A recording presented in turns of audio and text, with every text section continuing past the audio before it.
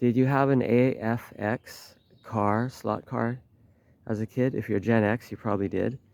Do you remember when one day commercial plays and it's AFX slot car, and then what? One changed a lane with a lane changer, jam car.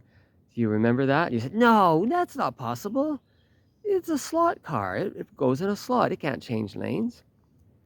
No explanation. You would assume that some trigger in the track makes it steer its wheels or something.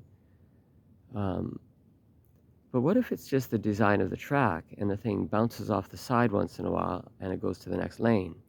And it just looks intentional. After all, it's going forward anyway.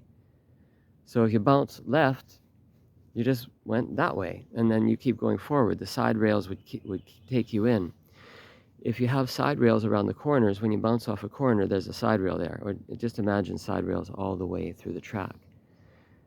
But for the illusion, you could remove the side rails, but only at select spots. So after you build the track and see where it bounces, you would be mostly safe to remove all the other side rails until one day something throws it off and it gets a little different.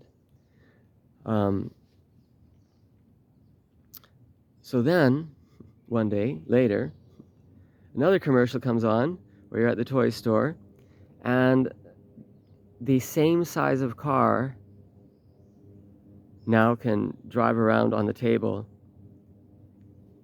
with no track.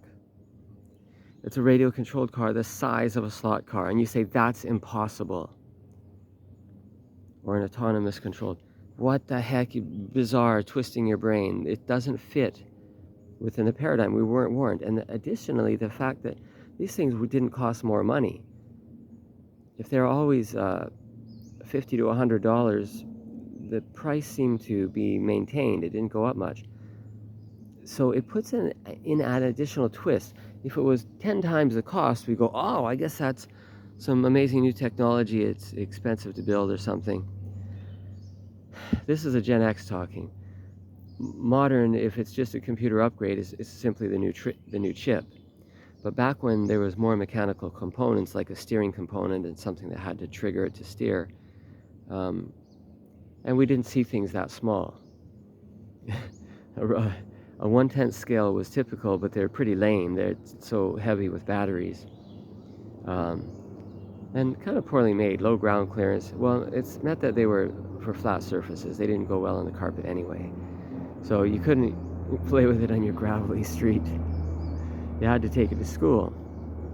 That should have been a rule. It should have been written on the box. So what else has happened here that we don't notice, we don't pay attention to? Talk to you till I'm blue in the tooth.